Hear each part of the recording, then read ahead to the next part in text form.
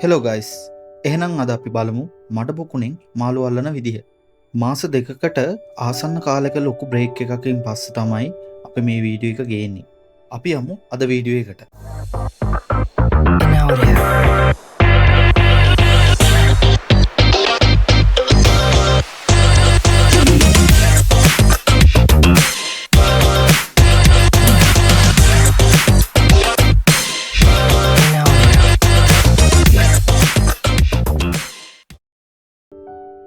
ඉතින් ගයිස්, ඔයාලා ඉන්ට්‍රෝ එකේ දැක්ක විදිහටම අපි අද යන්නේ කොහොමද මේ මඩ පොකුණ වලින් මාළු අල්ලන්නේ බලන්න. ඉතින් ඔයාලා මේ මඩ පොකුණක් කියන්නේ මොකද්ද? ඇයි එහෙම එකක් ඕනේ කියන දේවල් ගැන දැනගන්න කැමති නම් පහලින් කමෙන්ට් එකක් දාන්න. අපි ගැන වීඩියෝ එකක් අරන් එන්නම්. අපි අද මේ වීඩියෝ එක ගේන්නේ හෝමගම නියොන් ඇක්වේරියම් එකේ ඉඳන්.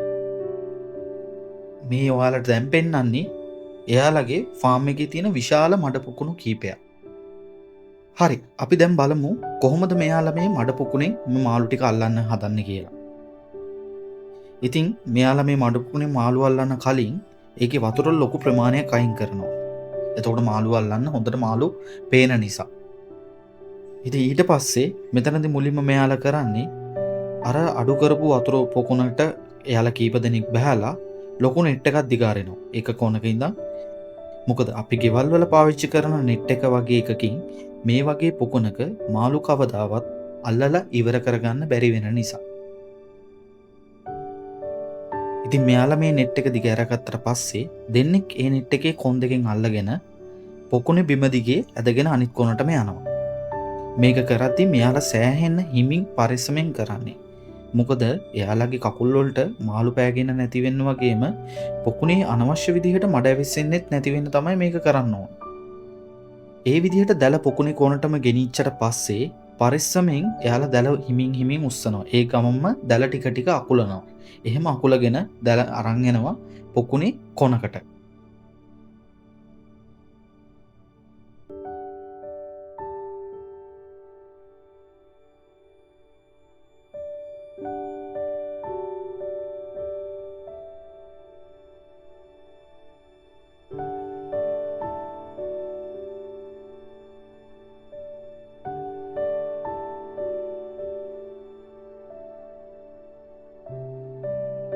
ඒ පොකුණේ කොනට ඒ දැලගේදී එයාලගේ ඉන්න අනිත් පිරිස පොකුණෙම වතුර පුරවපු බාල්දි වලට ඒ මාළු ටික අල්ලගන්න බලාගෙන ලෑස්ති වෙලා තමයි ඉන්නේ.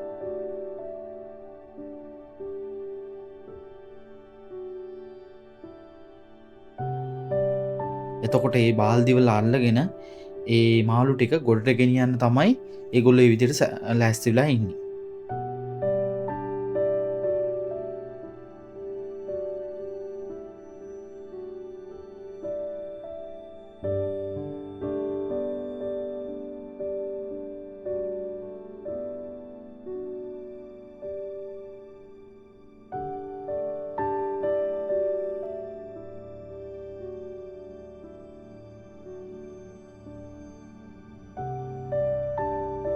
ඔයාලා මේ දකින විදිහට මාළු ටික හිමින් බාල්දි වලට අරන් ඇවිත් එයාලා ගාව තියෙන ලොකු ටබ් එකකට දානවා. මෙතනදී තමයි මාළු මුලින්ම වෙන් කරන්නේ. මොකද මෙහෙම දැල ගහුවාම සමහර වෙලාවට වෙන මාළු වර්ගත් අහු වෙනවා මේ පොකුණේ ඉඳලා. ඒ නිසා මේ මාළු වෙන් කරගන්න තමයි මෙතනදී මාළු තෝරලා මේ ටබ් එකට දාන්නේ.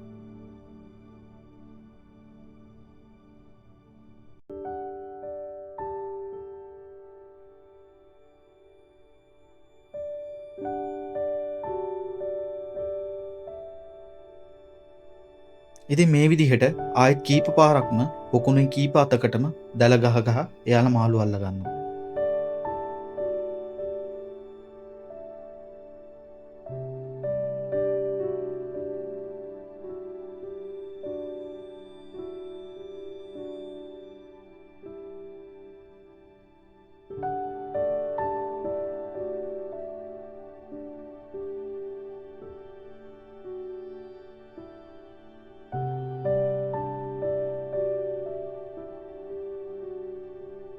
ඔයාලට පේනවනේ ඔයාලගේ ගෙවල් වල ලස්සනට ඉන්න ගෝල් ෆිෂ්ලා බෝල ගෙඩි වගේ ලොකු වෙන්නේ මෙන්න මෙහෙම පොකුණු වල හැදිලා තමයි.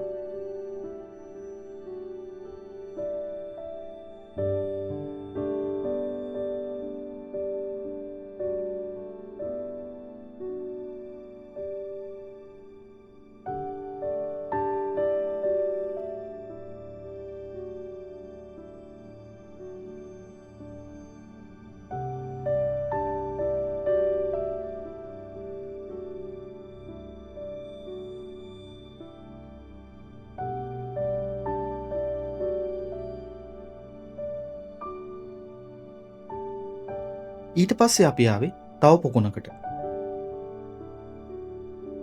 මේ පොකුණේ තමයි මම ආසම මාළු වර්ගයේ ඉන්නේ. ඒ තමයි කොයි කාෆ්ලා.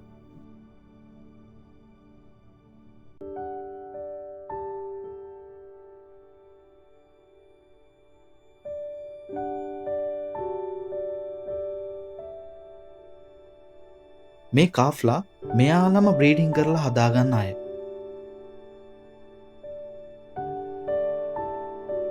ඉතින් කලින් වගේම දෙන්නේ පොකුණට බැහැලා මුලින්ම දැල ගහනවා.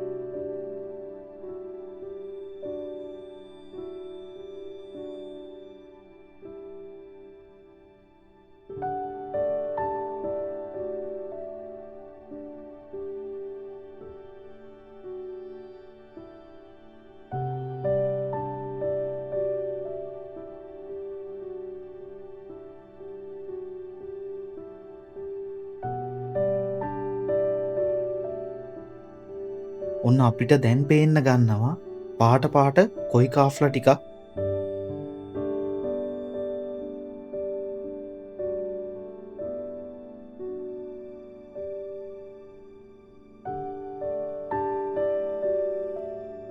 කලින් වගේම ඒ පොකුණෙන්ම වතුර බේසන් වලට පුරවලා ඒවට මේ මාළු ටික හිමීට අල්ලගෙන දාලා එයාලගේ වෙන ටැංකියකට ගෙනිහින් දානවා ඒගොල්ලෝ.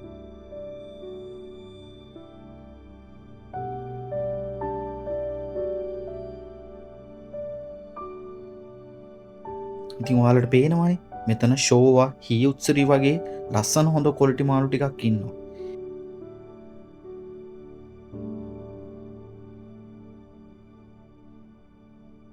මෙතන තියෙන විශේෂත්වය තමයි මේ ඔක්කොම මාළු ලංකාවේ බ්‍රීඩ් කරපු අය. ඒ කියන්නේ මෙයාලගේ අම්මලා තාත්තලා ජපානයෙන් ඉම්පෝර්ට් කරලා මේ ලංකාවේදී ගත්ත පැටව.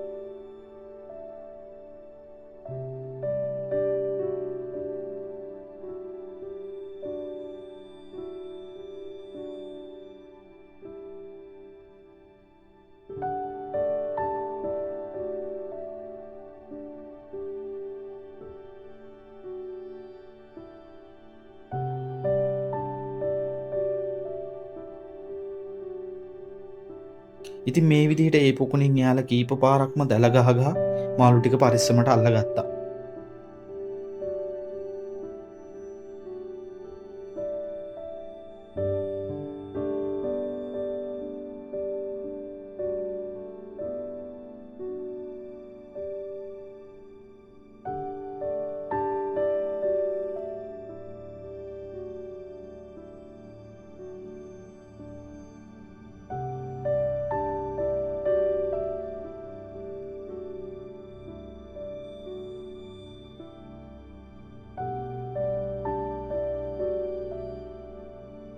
එහෙනම් ගයිස් අපි මේ වීඩියෝ එක මෙතනින් ඉවර කරනවා. ඉතින් ඔයාලට තියෙන ප්‍රශ්න කමෙන්ට් කරන්න. ඒ වගේම මේ මාළු ඔයාලත් ගන්න ඕනේ නම් ඩිස්ක්‍රිප්ෂන් එකේ තියෙන නම්බර් එකට WhatsApp මැසේජ් එකක් දාන්න. ඊළඟ වීඩියෝ එකකින් හම්බෙමු.